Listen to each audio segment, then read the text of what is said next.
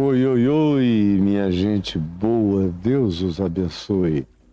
E aqui no TikTok eu mandei tirar todos os comentários, porque eles não servem para absolutamente nada. Eu não consigo ler, nem tenho tempo para ler.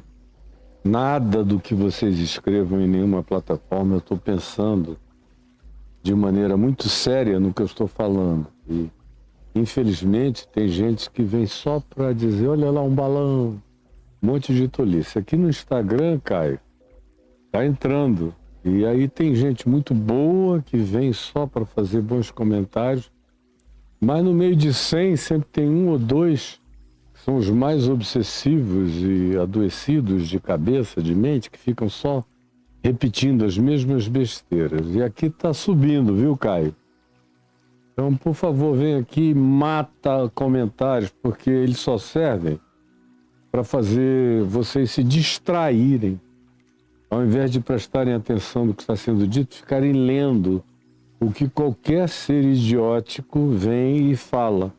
Só para criar perturbação, porque são espíritos de uma casta estranha, diferente, de uma certa malignidade distrativa. Então, e ao mesmo tempo em que eu digo isso, essas pessoas já me servem de ilustração para eu continuar o que estava falando e prometi que continuaria hoje. Só que nós que tínhamos trabalhado a questão do jovem possesso em Marcos 9, até aqui, do verso 14 ao verso 29, hoje nós vamos voltar direto para Mateus e usar o texto na sequência, que é a mesma sequência da cura do jovem possesso, mesmo episódio. Em Marcos ele é apenas um pouco mais dilatado e detalhado, mas aqui na conclusão dele em Mateus, a conclusão é mais explícita, mais esclarecedora do que a que a gente tem em Marcos capítulo 9, do verso 14 ao verso 29. Ou seja, uma vez que Jesus repreendeu o demônio, lá no sopé do Monte Hermon, depois de ter descido no monte chamado da Transfiguração, que é muito certamente o Monte Hermon, e o demônio saiu do menino epilético possesso, era uma conjunção de fenômenos que o atacava. Você que chegou aqui caiu de paraquedas, se quisesse contextualizar, como eu repito toda hora, eu estou falando desde janeiro de 23 em Mateus. Então tem 1 ano e 12 meses praticamente, vai fazer 2 anos no final, daqui a alguns dias. Então, para você que não ficar perdido aí, tem o YouTube, para você acompanhar, se atualizar desde Mateus capítulo 1, verso 1, e eu não vou mais falar nisso. O fato é que Jesus repreendeu o demônio e o menino ficou curado. E aí, foi aqui que nós paramos ontem, na nossa descrição, na nossa exposição factual do texto com as aplicações espirituais, psicológicas, sociológicas, simples, mas quem vai observando vai abrindo portais de entendimento, de verificação, de compreensão. Para quem vem querendo aprender, quem vem querendo conturbar, fica fazendo parte daqueles espíritos da conturbação, que são os espíritos que estavam presentes aqui quando Jesus desceu do Monte da Transfiguração. Ele desce com Pedro, Tiago e João, quando chega lá embaixo, de manhã cedo, tem os espíritos da conturbação, as castas da conturbação, provocadas por alguns diabos com doutorado teológico, que eram os escribas, que estavam lá atiçando, provocando dúvida, incredulidade, como eu falei, desde quinta-feira passada e anteontem e ontem. E agora, de novo, repito. esses espíritos da conturbação. Quem é que tinha ficado lá embaixo? 9 discípulos, apóstolos de Jesus, que não subiram com ele, porque ele foi seletivo, levou só Pedro, Tiago e João. E também um grupo de doutores da lei, que tinham vindo de Jerusalém, já estavam há algum tempo andando, fazendo um núcleo duro de oposição a Jesus. Fanáticos, diábolos, divisores, satãs, que significa antagonistas, opositores. Tudo isso em pessoas humanas fazendo papéis diabólicos, satânicos. E dividindo os espíritos. Como eu disse ontem, fizeram o coração de um pai sofrido. E ontem eu falei bastante da figura desse pai, comecei com ele, inclusive, tá aí no YouTube. Do filho, esses dois que eram o dependente e o codependente, que tinham virado um só na sua agonia, perderam completamente a esperança. Especialmente o pai, que tinha ido lá atrás de Jesus, tomado de esperança, ou agora totalmente desvanecido disso, por causa dos teólogos, tirando a fé, gerando questões. Esses caras aqui não têm preparação, nem foram para a escola rabínica. Como é que eles vão expulsar demônios como se os rabinos de Israel entendessem disso? Entendiam de nada. Eram instrumentos de Satanás frequentemente de bom grado, porque não tinham discernimento nenhum. Então, os sofredores, o pai e o menino, perderam a esperança. Os escribas, os doutores da informação teológica, eram os grandes patrocinadores desse espírito de divisão. Os 9 apóstolos que tinham ficaram em estado de discussão, de briga.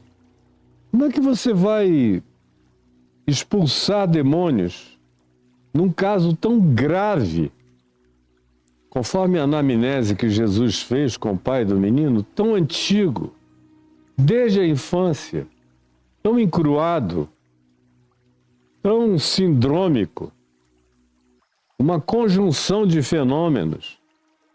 O garoto tanto era epilético, quanto tinha tido consequências disso em alguns dos seus poderes de sensorialidade. Ele ficou incapacitado na audição, gradativamente até parar de ouvir, e, portanto, foi perdendo também a capacidade de comunicação, de fala.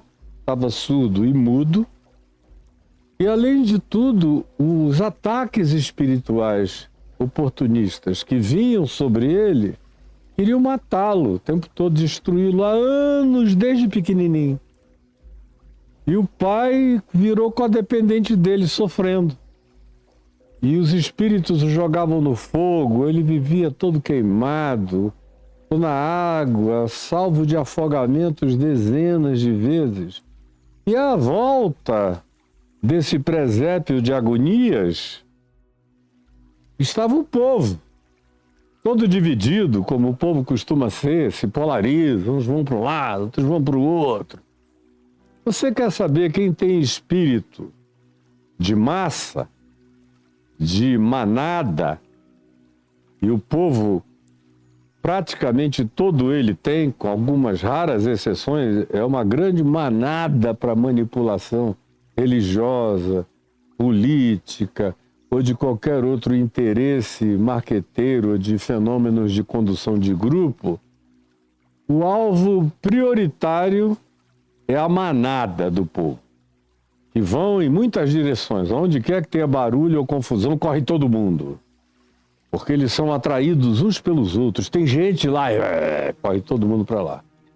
Criou-se essa conturbação pavorosa. Aí no meio disso está o pai do garoto, sofrendo, esperando Jesus a noite inteira, que não descia, em estado de transfiguração lá no alto do monte. com o testemunho de Pedro, Tiago e João. Quando descem de manhã cedo, o coração daquele pai já estava esvaziado. O coração do filho nem existia mais, de tanta agonia e impotência e pânico. Os 9 apóstolos que tinham ficado lá estavam perplexos, porque eles mesmos que já tinham expulsado demônios sob o comando de Jesus, quando Jesus os enviara e já os havia enviado em diversas missões, de maneira solitária ou de 2 em 2, e eles voltavam alegres, dizendo: até os demônios se nos submetem pelo teu nome. Como a gente vê aqui em Mateus 10, 11, já tinham tido essa experiência, mais de uma vez. Estão agora chocados, porque pela primeira vez eles não conseguiram expulsar aquele demônio e aquela conjunção fenomenológica que fazia parte do composer de agonias da vida daquele rapaz. E aí disseram: o que aconteceu? Só foi Jesus subir o monte e nós ficamos esvaziados da graça, do poder, da autoridade dele. E os teólogos acadêmicos judeus estavam felizes, esfregando a mão. Conseguimos anular, olha só como esses discípulos não têm vida própria longe de Jesus. Se Jesus não estiver aqui com eles, eles são todos de Araque. Bastou a gente trazer algum tipo de dúvida, de conturbação, de alegações, de atribuição de ignorância a eles. Eles não conseguiram fazer mais nada.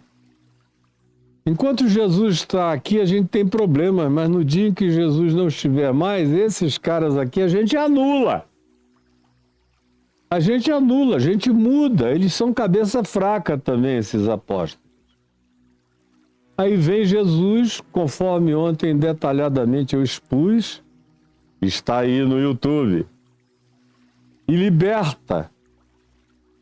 Não é algo simplista, tem elementos intrínsecos e de meticulosidade que quem quiser saber vai pesquise lá, que está tudo gravado. Então, liberta o garoto e o pai do garoto daquela agonia e despede todo mundo e vai para o lugar onde ele estava, na Galileia. Eventualmente não estava ainda em Cafarnaum, mas como eles estavam nas proximidades da região de Cesaré de Filipe, no pé do Monte Hermon, é possível que tenha ido para a casa de algum amigo, de alguém ali, que tinha se oferecido para hospedar, como era muito comum naqueles dias. Os hotéis eram os lares mais amplos, com gente que tinha coração acolhedor. E filhos da paz, porque Jesus aconselhara só se entrasse numa casa para ficar onde houvesse gente da paz, não gente do ódio, haters. Com esse Jesus não perdoitava, não ficava, não entrava, não comia, não bebia, pregava e ia embora e saía, sacudia o pó da poeira e os deixava falando sozinhos, os haters. E Jesus tinha aconselhado os discípulos dele: não percam o tempo de vocês com os haters. Pois bem, quando eles entraram nessa casa de acolhimento, de hospedaria, ao entrarem, os discípulos aproveitaram a solitude do lugar, a ausência de testemunhas estranhas, já que estavam só eles com Jesus e, eventualmente, a família ou o dono da casa. Mas o texto aqui de Mateus 19 nos diz o seguinte: então os discípulos, aproximando-se de Jesus, já dentro da casa, perguntaram-lhe em particular: por que motivo não podemos nós expulsá-lo? Foi isso que ficou como agonia no coração deles. Não ficou nenhuma alegria do tipo: meu Deus, que coisa linda. O garoto foi embora livre. O pai do garoto restaurou a esperança e a alegria. uma vida nova vai começar para ambos. Não. Não houve essa grandeza de espírito, de celebração, de se alegrar com os que se alegram, porque não tinha havido também nem concentração, nem tempo, nem profundidade, nem alma, para terem chorado com os que choravam, com o pai do menino e o garoto. Por que não houve esse tempo? Porque os teólogos de Jerusalém, os acadêmicos da incredulidade, é o nome da nossa escola de samba, aqui, acadêmicos da incredulidade, estavam ali, perturbando, relativizando tudo. E Jesus detectou isso de cara quando desceu e olhou para aqueles doutores da lei que ele conhecia muito bem, sabia ao que vinham, e como vinham carregados de um espírito maligno, eles mesmos. Era uma casta horrorosa. Era uma casta que perseguiu Jesus o tempo todo, quase. A estada de Jesus na Galiléia, desde quase o princípio, foi acompanhada por essa casta religiosa, dos doutores da lei, dos produtores de dúvida, os proibidores de fé, os antagonistas de todo espírito de simplicidade crente. Eram esses indivíduos, era essa casta que segue Jesus de lugar em lugar, de encontro em encontro, de milagre em milagre, tentando gerar conturbação. É uma casta diabólica, demônios saem e vão embora, mas essa casta fica, continua. De todas as castas de antagonismo presentes na caminhada de Jesus, tanto na Galiléia como depois em Jerusalém, onde o poder dessa casta se manifesta por inteiro, e é essa casta que acaba produzindo as torturas de Jesus, a cruz de Jesus, mas não conseguiram segurá-lo na morte, porque ele arrebentou a morte de dentro para fora e ressuscitou de entre os mortos.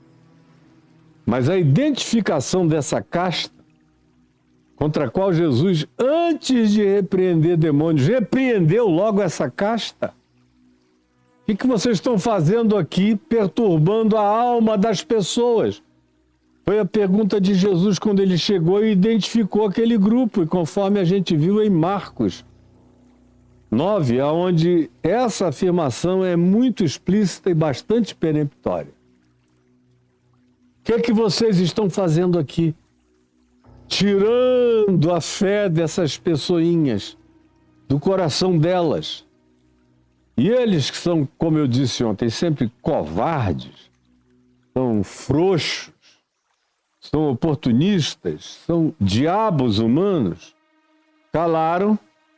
E aí Jesus começa a conversar com o pai do garoto, faz a anamnese, liberta o menino, e agora com a dupla de dependente e codependentes tendo ido embora em estado de felicidade, os discípulos, esses 9 apóstolos frustrados, não conseguiram se alegrar com o que Jesus realizara na vida daquele rapaz e com o alívio que trouxe para o pai dele. Não, o interesse era, e nós? O que falhou na gente? Por que nós não tivemos poder? Qual foi a razão da nossa fraqueza?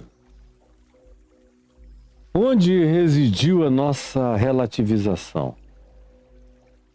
Bom, o que aconteceu é que o pai trouxe o filho estava ali, não tinha tido nenhum ataque ainda, mas podia ter uma crise daquelas horrorosas a qualquer momento.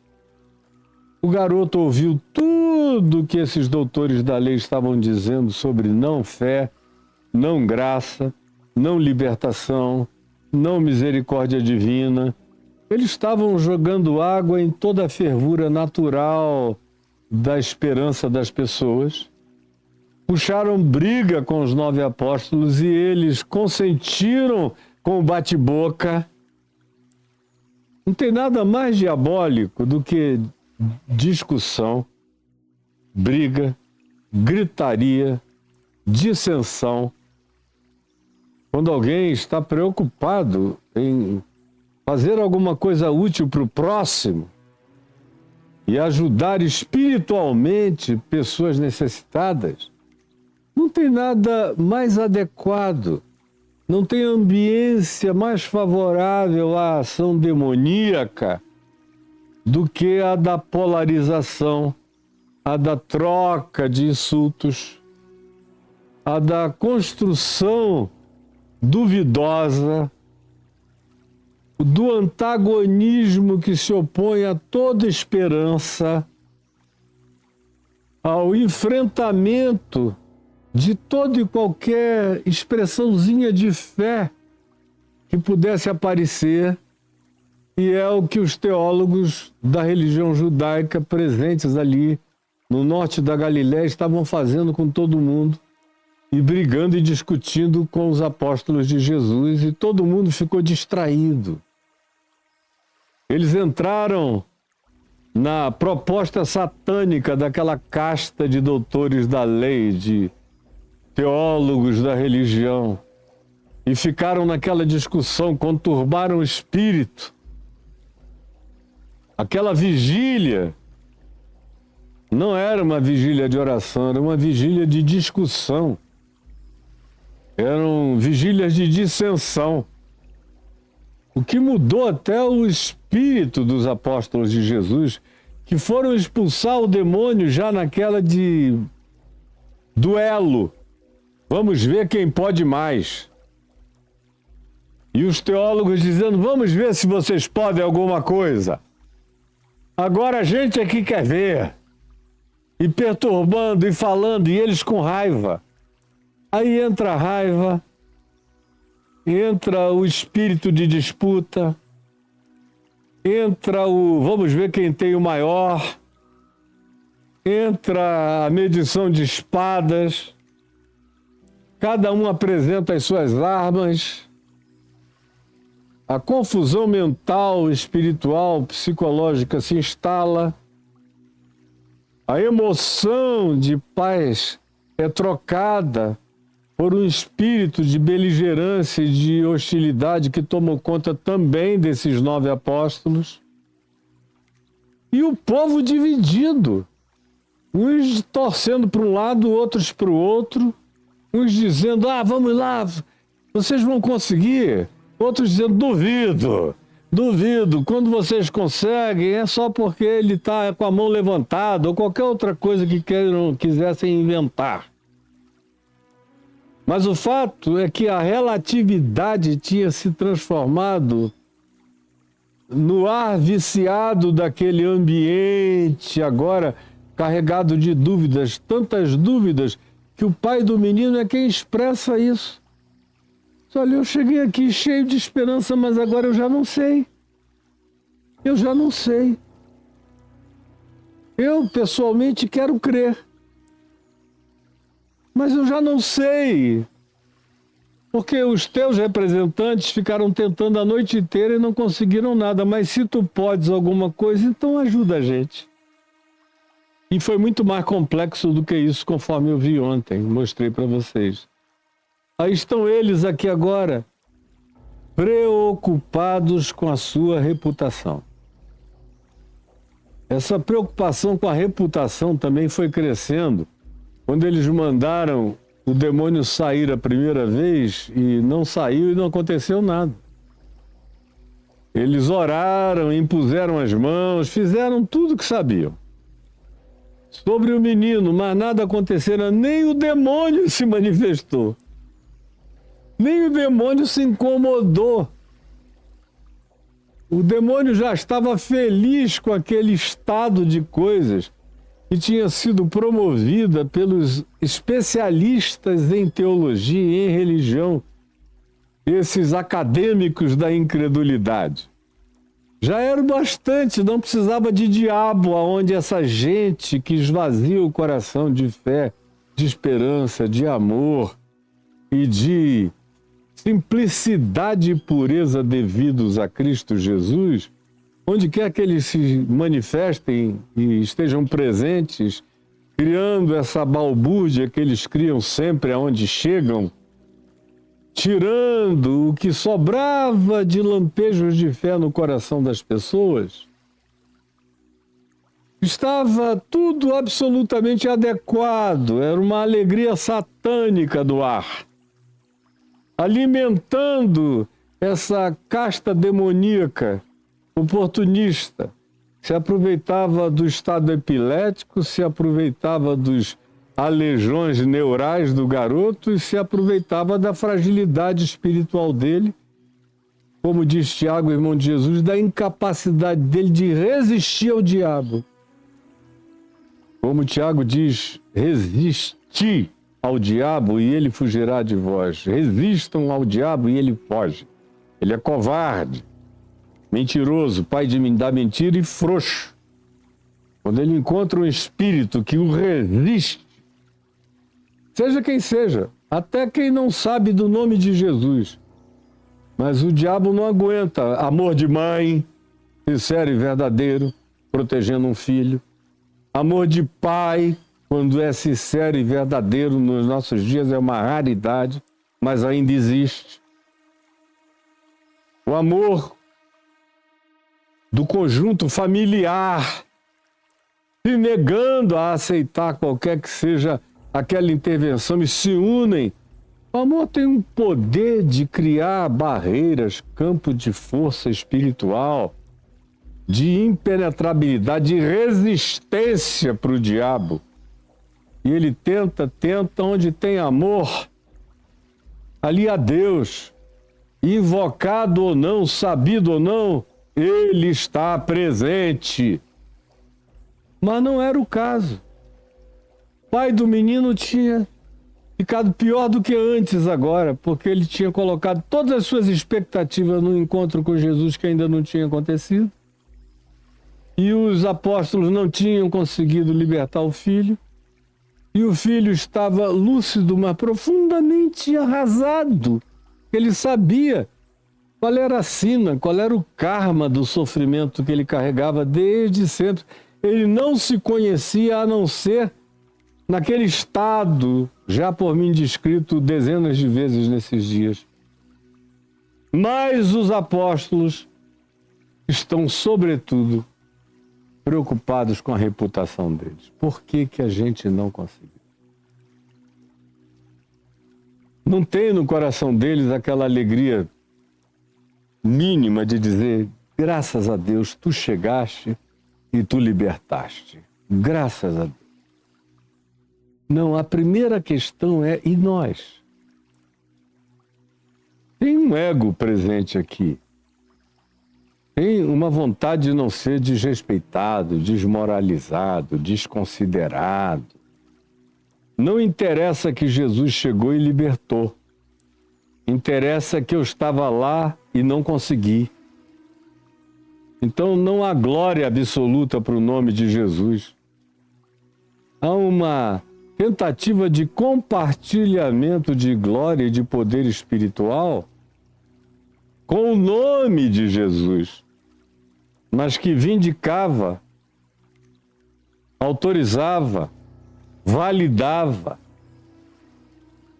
ungia e gerava a melhor das impressões se eles tivessem conseguido expulsar aquele demônio na vida deles, discípulos. E a gente não sabe nem o mal que teria acontecido a eles. Preste atenção. A gente não sabe nem o mal que teria acontecido ao coração deles se eles tivessem conseguido expulsar aquele demônio. Eu, por exemplo, dou muitas graças a Deus, porque quando eu estava com 2 anos de fé, expulsando demônios todos os dias, às vezes 3, 4 casos brabos. Vocês nunca nem de longe viram na vida, e não tem nada a ver com esses filmezinhos, Exorcista, ou não sei o quê. Tem um besterol muito grande também, tem aquele lá, fantasmagoria de terror de 3ª classe. e tudo mais. Não, eu estou falando, quando é verdadeiro, é um negócio chocante. Qualquer ateu sente. Freud iria dizer, eu nunca vi isso antes, nem Jung, nem os principais especialistas, é diferente de doença mental. E tem gente que me assiste aqui que diz assim, poxa, Caio é um cara tão esclarecido, como é que ele também crê nessas coisas? É porque eu peguei nessas coisas e você só foi à faculdade, fez seus cursos e leu 300 livros e ficou achando que entendeu tudo sobre a alma humana, mundo espiritual, e você é um ser ainda de um reducionismo brutal na sua arrogância de sapiência, de doutor em alma humana, mas não sabe de nada aí. Pois bem, quando eu estava com 2 anos fazendo isso e também orando com doentes e vendo curas extraordinárias acontecerem sob a imposição das minhas mãos e das mãos do meu pai, nós dois juntos, orando nos hospitais, nas casas de família, nos lares dos aflitos e desesperados que pediam para a gente ir lá, acolhê-los, e era um negócio diuturno, sem falar nos que iam às dezenas na nossa casa. E a nossa casa ficou sendo um lugar onde isso acontecia todo dia, várias vezes por dia. 2 anos depois, eu fiquei doente, aí fui dado como curado, e 1 mês ou 2 depois de ter me sido atribuída a cura do primeiro caso, eu tive uma recidiva violenta, ou de acordo com o meu médico, naquele interregno, eu fui fazer a mesma coisa que eu estava fazendo às margens do Rio Negro, num bairro chamado São Raimundo, pintando um barco que meu pai estava fazendo à mão para iniciar o trabalho que a Igreja Presbiteriana de Manaus tem de barcos, e que foi iniciado pelo meu pai. Aliás, foi esse trabalho de barcos que motivou a nossa volta do Rio e Niterói de volta para Manaus, para começar o que está hoje lá, já há quase 60 anos. E a nova geração nem sabe que aquilo começou com meu pai, nem por que começou com meu pai, e que se não tivesse conversado com ele, não teria nada até o dia de hoje. Mas as gerações vão mudando e a ignorância vai tomando conta da mente de todo mundo. Pois bem,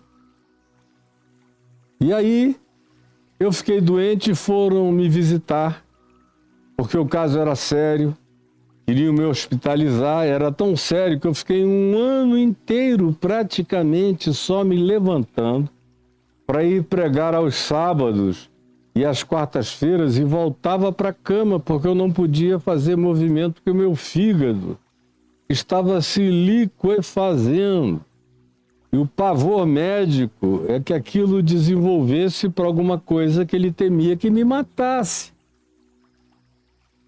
E eu sendo medicado com todas as medicações da época, que hoje em dia são contraindicadas, o que prejudicava ainda mais o meu estado. Aí, de repente, chegam 2 rapazes que tinham se convertido comigo, 2 chilenos. Chegou o Flávio Provost e o Oswaldo Paranguês, que tinham se convertido, especialmente o Oswaldo, comigo lá na minha casa. Eram hippies, tinham tomado tanto ayahuasca e chá de cogumelo e tudo mais da floresta que podiam imaginar que desse efeitos alucinógenos, tomaram tanto durante tanto tempo, que explodiram úlceras, especialmente no Oswaldo Paranguês, para todos os lados. E aí eu peguei, o levei para minha casa, o botei morando lá, o levava toda madrugada para o hospital para fazer tratamentos.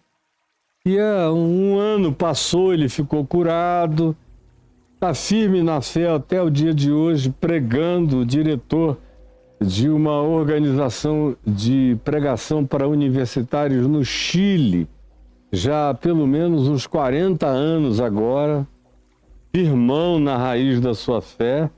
Mesma coisa com o Flávio, pela região da Amazônia, onde ele se dedicou a ir pregando de comunidade em comunidade.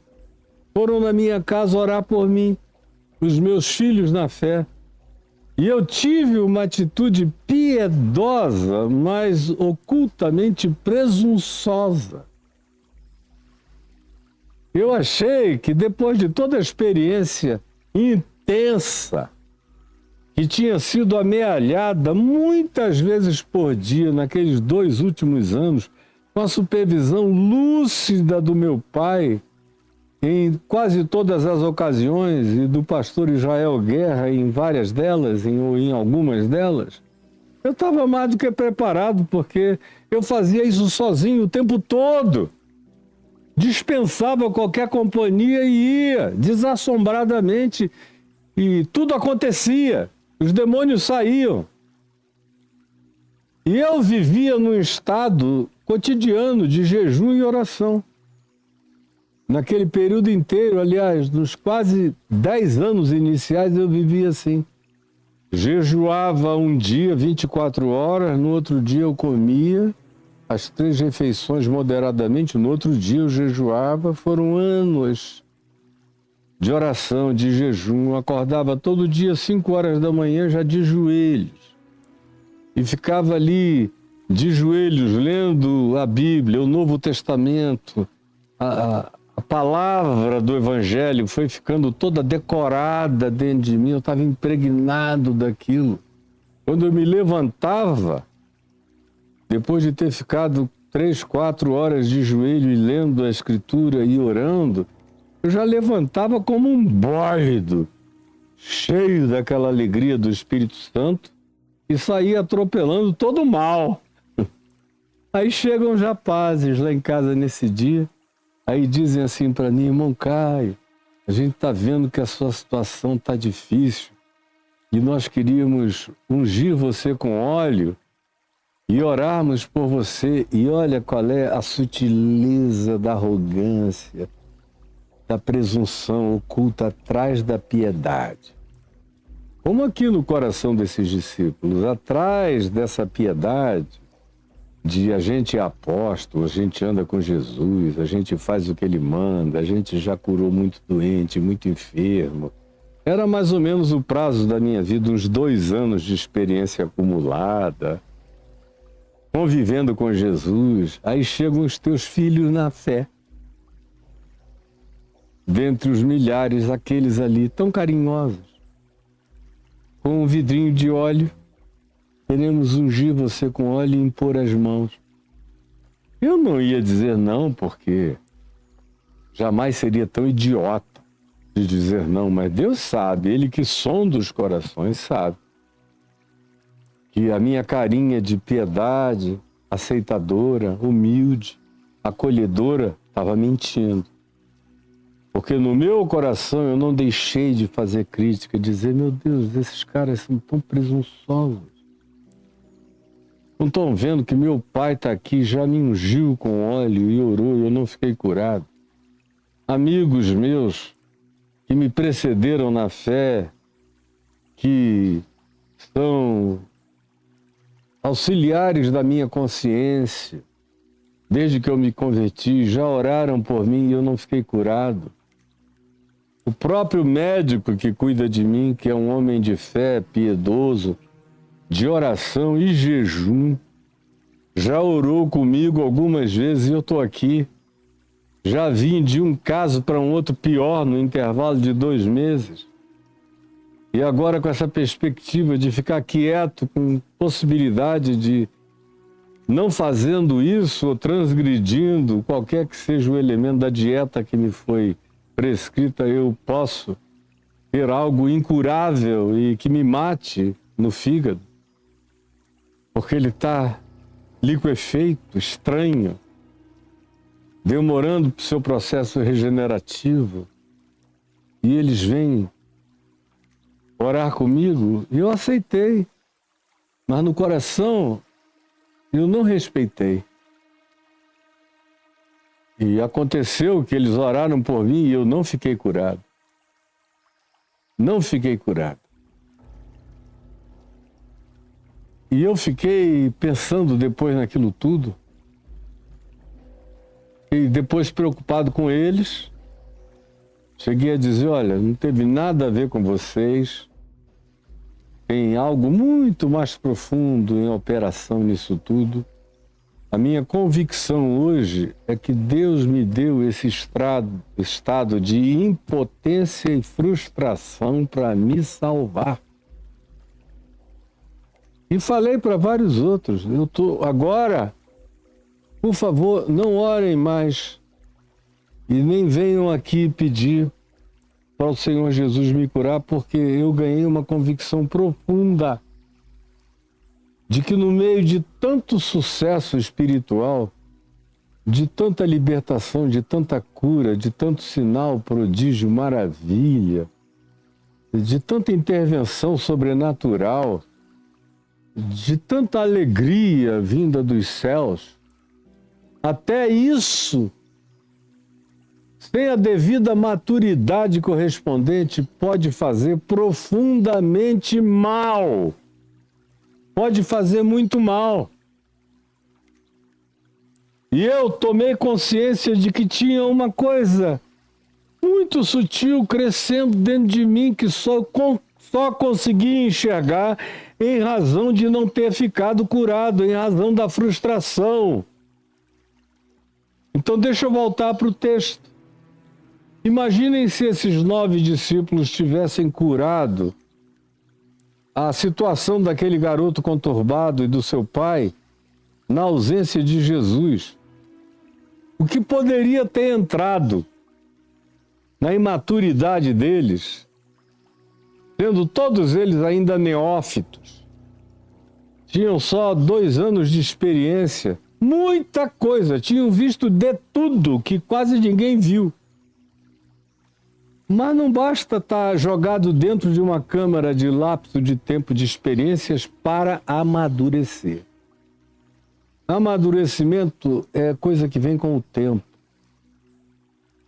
com sofrimento, com frustração, com impotência, com relatividade, com manifestação da nossa incapacidade. Numa noite frustrada, agoniada.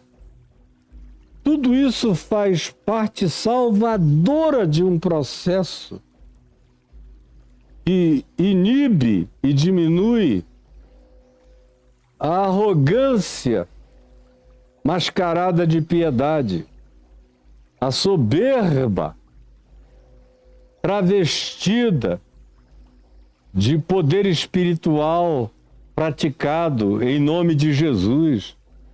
Mas a prova dessa sutileza está aqui. A maior demonstração dessa sutileza que tinha penetrado aqueles 9 apóstolos com uma questão totalmente díspare em relação ao que era absolutamente relevante, que era a dor do menino.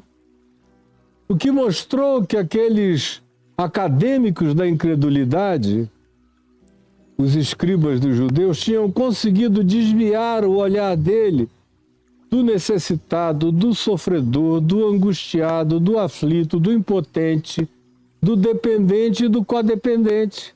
E tinha feito com que eles enxergassem não mais o menino. O menino virou um case, uma estatística. Isso é que o rapaz virara. Eles passaram a se preocupar com eles, com a autoridade deles, com a reputação deles, com o nome deles, com o significado deles como seguidores de Jesus, com a interpretação do povo, com a gargalhada dos acadêmicos da incredulidade, dos doutores da lei e da teologia acerca deles, cada vez dividindo-os mais, estimulando-os mais à perplexidade, produzindo um duro coração de petrificação e de incredulidade neles. E eles nem notaram. Mas aqui está a prova disso. Quando tiveram a chance de ficar sozinhos com Jesus, e eles queriam conversar disso sozinhos, Porque eles já tinham passado uma vergonha pública. E agora, eles queriam uma explicação no privado, é claro. E aí, na solitude daquele encontro, eles perguntam por que motivo não podemos nós. A ênfase é não podemos nós expulsá-lo. Não foi por que que o Espírito resistiu ao enfrentamento. Não, é porque não podemos nós. Eu amo a Jesus, sirvo a Jesus, ando com Jesus, mas eu continuo em primeiro lugar. Meu nome, minha fama, minha reputação, a consideração dos outros por mim, a admiração, a constatação do poder que a gente carrega em Cristo, da nossa diferenciação. Por que que houve essa diminuição, essa relativização? Por que que a gente virou menos do que a média? A gente, de fato, saiu de lá se sentindo completamente envergonhado. Por que que nós não podemos expulsá-lo? Lembre-se que a questão que fica na cabeça de quase todo mundo nesse texto é essa frase do verso 21, quando Jesus diz aqui em Mateus 17, mas esta casta não se espelhe senão por meio de oração e jejum. A ênfase toda cai aqui. Entre colchetes. Nem todo o texto tem essa afirmação, mas eu não sou do tipo que fica preocupado com o que está entre colchetes, significando dizer que não está nos melhores textos ou nos mais antigos, mas em alguns, talvez até na maioria, mas mais recentes, aí tem muito acadêmico que diz, não, isso é uma interpolação posterior. Não interessa. A ênfase de Jesus, quando fala e responde aos discípulos, e o que eu estou contando aqui não é uma historinha, ela está cheia de lições espirituais. Se você não viu, não entendeu as lições espirituais pelas quais eu venho passando e enfatizando e pontuando, você está totalmente bloqueado e incapaz de entender qualquer coisa. Se chegou até aqui e não aprendeu nada. Verso 20 responde. Não é o verso 21 que é a resposta à questão deles. A questão deles é por que não podemos nós. Porque não podemos nós expulsá-lo. E a resposta de Jesus foi a eles. A eles, dando causalidade a impossibilidade da ação deles realizar a libertação do rapaz, Jesus diz, por causa, olha a causa qual é. Por quê? É a pergunta. Qual a causa de não termos nós podido expulsá-lo? Qual a causa de nós não termos podido? A resposta é, a causa, vocês querem saber? A causa é a pequenez da vossa fé. Está respondido. Para esse caso e para todos os demais casos. Imagina só quantos endemoninhados depois disso eles encontraram e ninguém teve que dizer, olha, a gente volta daqui a 3 dias, porque primeiro nós vamos fazer oração e jejum, que a gente está sentindo que esse espírito não sai, senão com oração e jejum. Imagina se Paulo tivesse adotado isso aqui. Quantos demônios ele expulsou no curso da vida dele? E não teve que pedir parênteses, time out. Olha, eu vou jejuar e orar, e quando eu voltar do meu retiro, aí eu volto aqui para expulsar esse demônio. Não existia isso. Demônio no Novo Testamento, nos Evangelhos, é expelido de bate-pronto. A bola quicou, pá, é primeira, pá, é pá. E não tem diálogo, não tem papo. Você só vê duas anamneses nesse processo. Uma é com o endemoninhado Gerazeno ou Gadareno, aquele louco da montanha, quando Jesus pergunta qual é o teu nome. A única pergunta daquela situação, naquele episódio. E agora aqui para o pai do garoto. Desde quando isso lhe acontece? Me conta a sintomatologia. No mais, não tem pergunta. Só tem uma advertência em João 5. No paralítico de Betesda, quando Jesus o cura, depois de um tempo eles se encontram no pátio do templo e Jesus disse: olha, tu já estás curado, vai, não peques mais para que não te aconteça coisa pior. É uma advertência preventiva. Porque o que tinha colocado o homem naquele estado de paralisia por 38 anos tinha sido culpa. Culpa. Por isso Jesus diz: não repitas, não entres mais no processo de recorrência que gerou a culpabilidade que te aleijou durante 38 anos. Mas no mais é tudo bate-pronto. Tudo, a bola quicou, é bola satânica, chute de primeiro, como Jesus ensinou. Aí vem o príncipe deste mundo e ele nada tem em mim, eu não tenho papo com ele, não tenho conversa com ele, não tenho discussão com ele.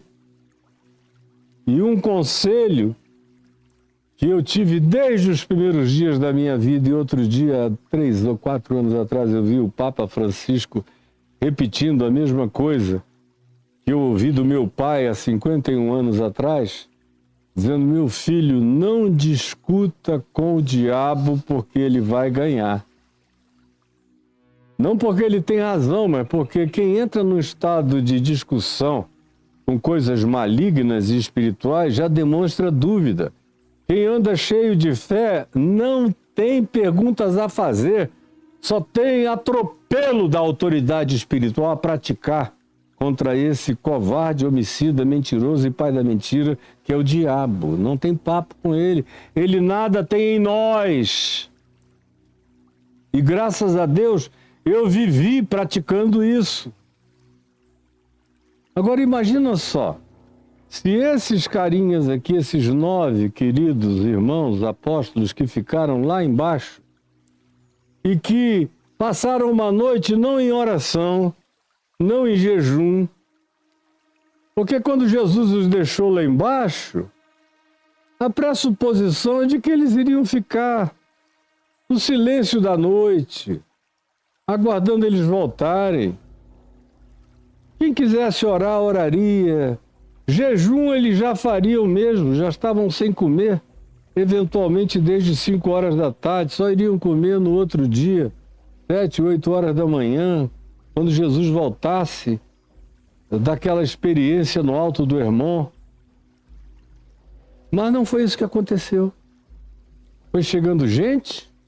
Quando começa a chegar gente, a distração acontece. Você começa a querer saber o que você vai fazer para entreter a multidão. Aí chegam os doutores, os acadêmicos da incredulidade. Aí começa a discussão e eles passam horas dando temática, oportunidade, papo, admitindo o entrevero, o choque, a gritaria, o tumulto no espírito deles, que ficou todo agitado, que foi se deixando possuir de antagonismo, de raiva, de tentativa de dizer: meu Deus, se eu não fosse discípulo de Jesus, eu jantava esses caras aqui no braço, no cacete. Vai dando raiva de ver gente com esse espírito de abutre espiritual. Não me diga que não, você tem vivido assim, diante de situações semelhantes espiritualmente falando, ainda que não idênticas, mas que carregam a mesma situação de perfilamento espiritual. Imagina se eles tivessem conseguido expulsar os demônios. Como esses caras não iriam ficar bestas, bobos, idióticos? O outro pensamento que surge é: a gente pode sem Jesus. Aí ele foi para lá, encontrou com Moisés e Elias, Pedro, Tiago e João viram, agora a gente ficou aqui embaixo. Encontramos o diabo e atropelamos Satanás com o poder. Já tem um poder plantado em nós que é nosso. Se Jesus se retirar, hoje a gente já consegue, a gente já tem poder para fazer. A bondade de Deus frequentemente produz frustração. A bondade de Deus que nos salva frequentemente produz impotência para poder nos salvar. A bondade de Deus que nos cura frequentemente nos impede de curar para que a gente não fique doente da ideia de que somos habitados por um poder que se tornou nosso. E que a gente libera, como dizem hoje em dia, eu liberei, ou eu venha para debaixo da minha cobertura. É tudo que vocês veem aí, é o que de mais corrupto poderia ter acontecido no coração desses 9, se eles tivessem tido a aventura de expulsar o demônio do rapaz e de curar a epilepsia dele e todas as suas fragilidades neurais.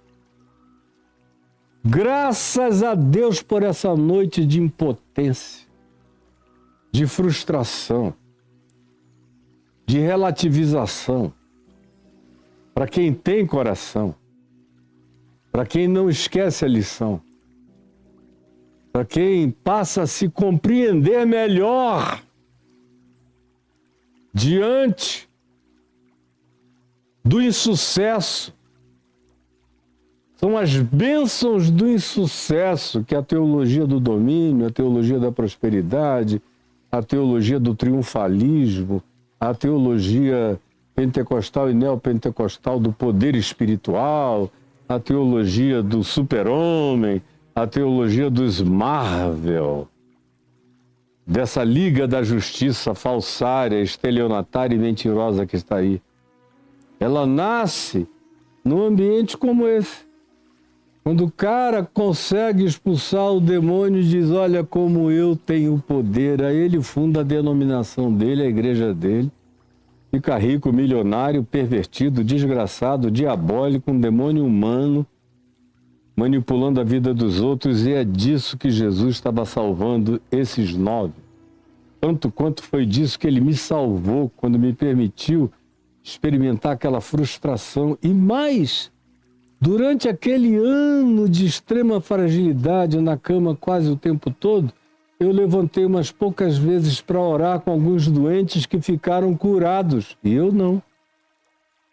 Para expulsar alguns demônios que foram embora e as pessoas ficaram libertas, e eu, dodói.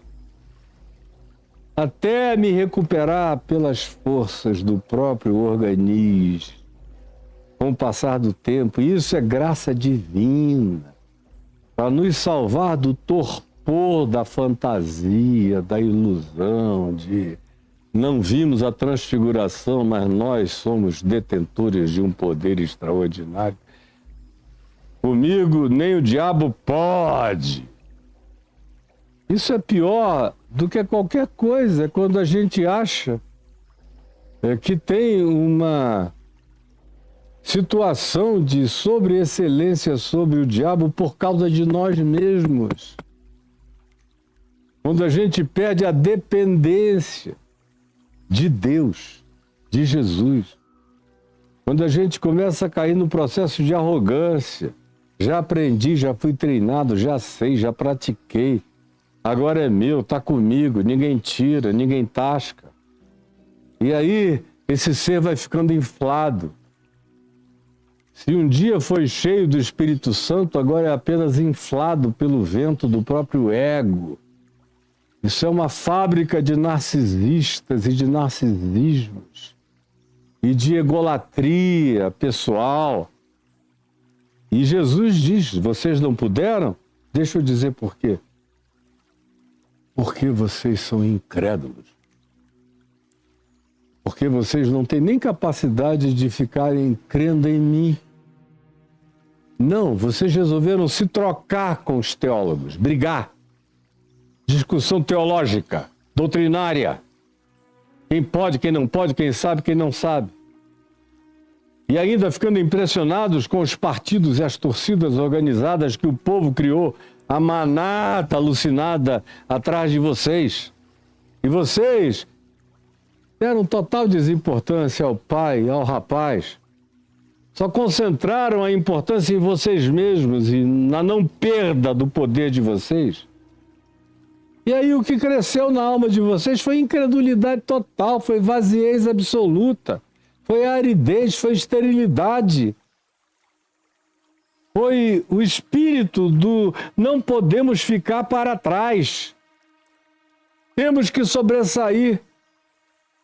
Temos que nos vingar dos acadêmicos da incredulidade com a demonstração do nosso poder. Aí, quando a libertação das pessoas passa a ser uma demonstração do seu poder, está tudo arruinado dentro de você. Por causa da pequenez da vossa fé. Pois, em verdade, eu vos digo que se vocês tivessem fé, e aí, outra vez, Jesus, que está no sopé do Monte Hermon, alude ao lugar mais alto daquela região toda, no território palestino-israelense, que é o Monte Hermon, os seus 2.300 metros de altura e passa quase o ano inteiro com o topo nevado, lindo.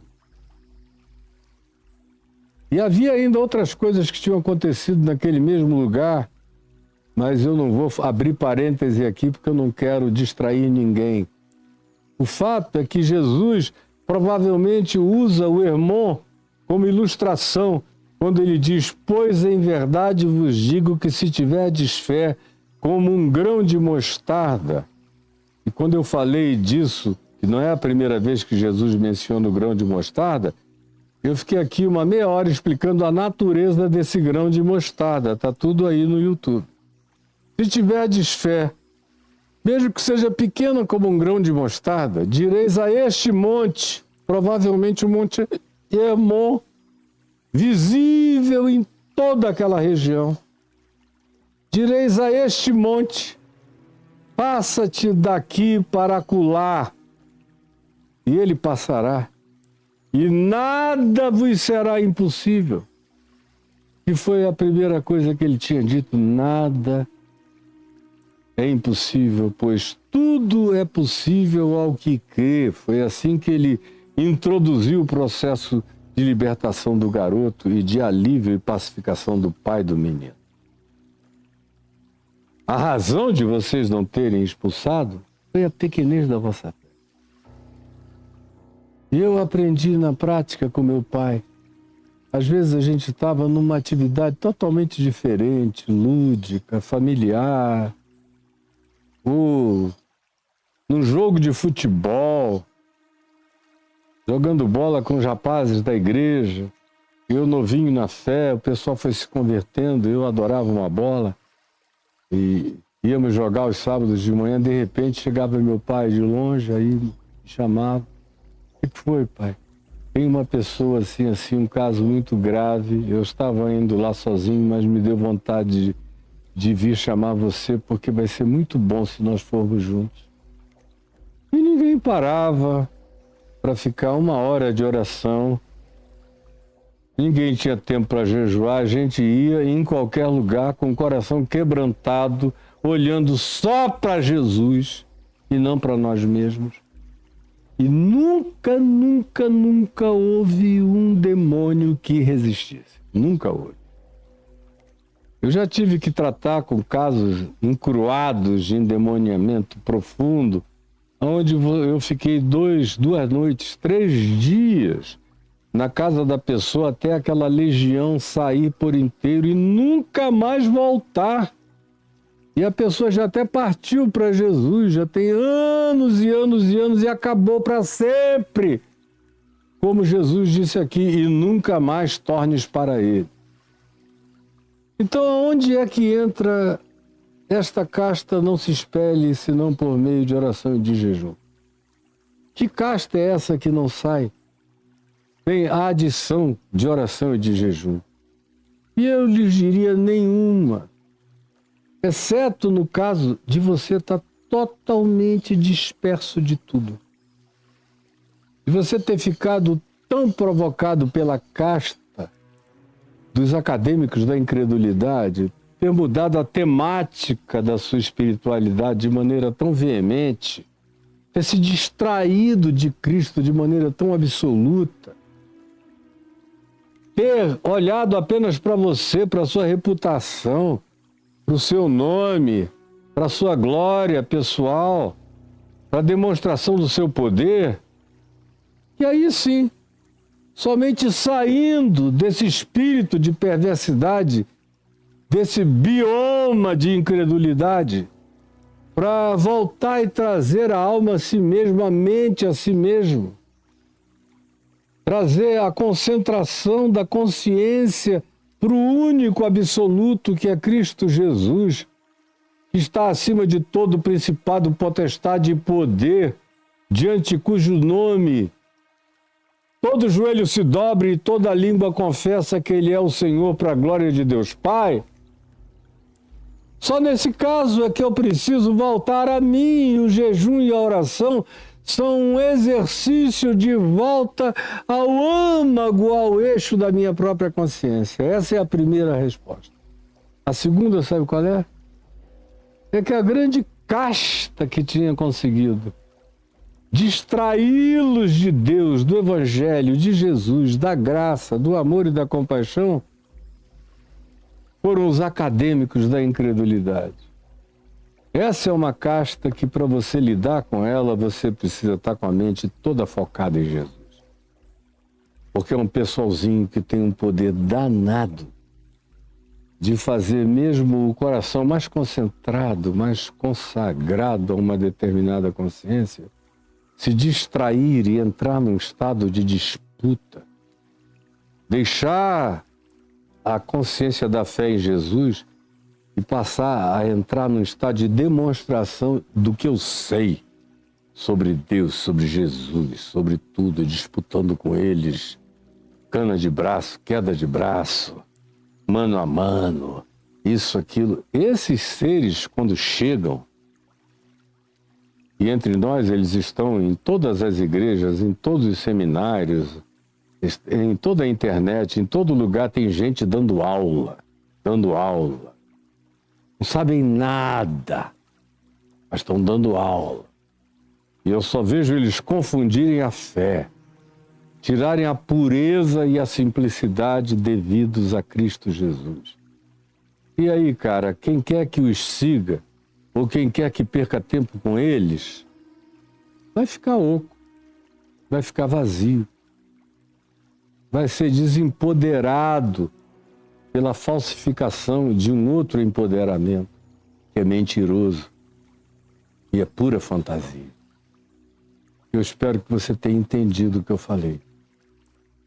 E eu peço ao Senhor Jesus que traga luz, consciência e iluminação a todos nós, a cada um de nós, em nome de Jesus. Amém e amém. Pessoal aqui do TikTok já foi embora, perguntando, quer iniciar a live novamente? Agora não, obrigado. E eu quero agradecer os 4.000 que passaram por aqui pelo TikTok. Deus os abençoe. Beijaço para vocês. Deixa eu pegar o meu celular. Tá aqui porque hoje eu vou precisar dele. E daqui a pouquinho. Pois bem. E o pessoal do Instagram tá aqui porque o Instagram não cai. Ele em geral fica, mas não perca tempo. Se você quiser ter parte mais profunda comigo, migre para o YouTube, porque agora eu vou falar sobre certas coisas que você só vai conseguir ver e entender se for para o YouTube. Tá bom? Pode esvaziar aqui o Instagram e ir para lá. Não tem contágio, não faz mal para ninguém, entendeu? Mas você vai continuar sabendo coisas que aqui no Instagram não dá nem para a gente veicular. Eu não tenho nem os meios técnicos de fazer isso em seu favor. Pois bem, eu queria que você olhasse agora aqui, em primeiro lugar, para um Pix que está passando, não esse do CNPJ, mas o Pix do CPF. CPF está escrito Pix pessoal do Caio e Adriana. São pessoas amigas que me pediram para colocar esse Pix aí, para que elas que pedem possam participar de uma coisa mais particular. Então, é bem rapidinho, cada um sabe o que fazer com o Pix, e ninguém precisa explicar para que o Pix serve. Mas a minha mulher colocou hoje aqui algumas informações sobre pessoas que nos últimos dias nos ajudaram aqui. E eu não mencionei nenhuma vez durante a semana. E só estou mencionando quase apenas os que têm nome. Então eu agradeço ao Miguel. Muito obrigado, meu querido Miguel, por você ter nos ajudado. A Vanessa, obrigado, Vanessa. Vanessa tem sido muito recorrente, muito frequente. Deus te abençoe, Vanessa. Mesmo a Joana, brigadíssimo. O Jean, que é outro querido super frequente aqui com a gente. Obrigado, Jean. Deus te abençoe. Eu desejo isso para a tua vida de todo o coração. Mesmo o Narciso, obrigado, Narciso. Deus te abençoe. A Jardila, obrigado, Jardila. A Guina, Deus te abençoe. E o Miguel, outra vez. Vanessa, Miguel, Joana, Jean. Esses são pessoas bem recorrentes. Davi ou David. Obrigado, David. A Vanessa volta aqui. Obrigado, Vanessa. E veio 2 vezes. Deus te abençoe. O Robson, Deus te abençoe, Robson. O Jean de novo. Obrigado, amigo Jean. Deus te guarde, meu filho. Outra vez a Vanessinha, o Robson outra vez, o Jean de novo. Vocês vejam como são nomes meio recorrentes. O Diego, obrigado, Diego. O Cláudio, a Ana, Deus abençoe vocês. Muito obrigado. Daniel, obrigadíssimo, Daniel. Você foi muito generoso, assim como o Espada também. Tão generoso, Espada. Deus te abençoe, o Daniel e o Espada. A Claudete, obrigado, Claudete. O Vitor, carinhosamente generoso. O Felipe, tão generoso, meu querido Felipe.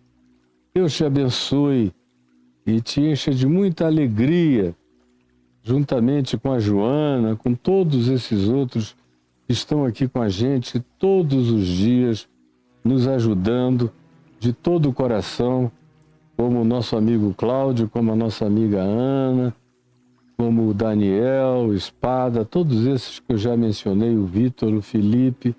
Deus abençoe vocês. Muito obrigado mesmo. E esses são os que usam, e qualquer um pode fazer isso se o quiser, esse Pix do CPF.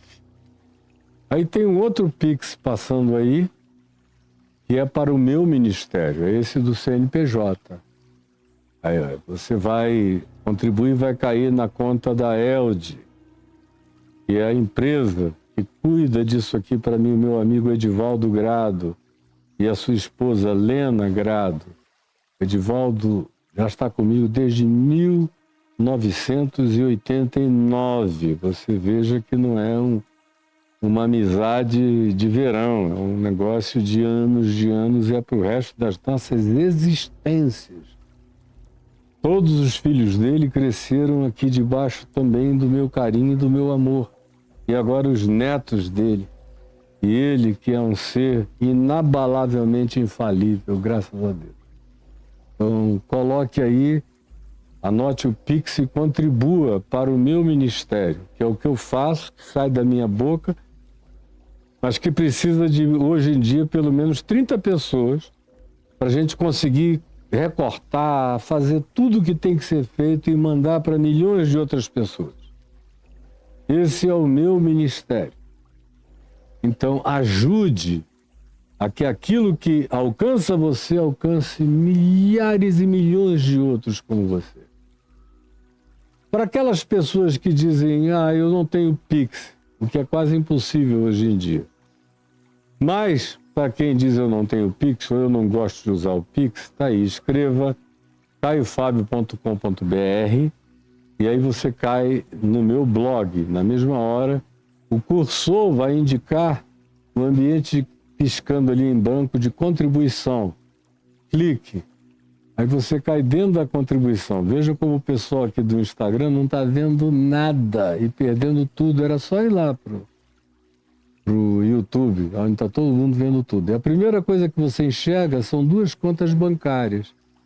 São muito úteis, especialmente, não só para transferência, mas, sobretudo, para aqueles que querem fazer um planejamento melhor. E aí tem mais opções onde o planejamento melhor está facilitado, além das contas bancárias que aparecem aí de novo, Santander e Banco do Brasil, depósito ou transferência, é só clicar, você cai lá e opera tudo. Embaixo tem os cartões de crédito das bandeiras mais conhecidas na face da terra ou no Brasil. Logo a seguir vem o PagSeguro, que continua a ser usado por muita gente. E abaixo tem o PayPal, para quem assiste a gente do exterior e diz, eu gostaria, mas aqui não tem como transferir. Não é verdade. PayPal está em todo lugar. Está em Angola, em Moçambique, em Portugal, na Ilha da Madeira, em Guiné-Bissau, está na Austrália, está na Europa toda, está no Oriente Médio, está na África de ponta a ponta, está nos Estados Unidos, está no Pacífico todo, está em todo lugar onde a gente é visto, onde tem brasileiros nos assistindo, ou portugueses nos assistindo em grande quantidade, ou pessoas que entendem português. Então tá aí o PayPal para você nos ajudar, tá bom? Agora volta aqui para mim e preste atenção no seguinte. Eu quero mesmo, e outra vez só quem está no YouTube é que vai ver e entender, ainda tem um grupinho pequeno aqui no Instagram, que não foi para lá. Vá para lá, meu amorzinho, você vai entender melhor. E aí, eu quero que você escreva caiofabio.com.br/cursos. caiofabio.com.br/cursos. Aí clique Enter.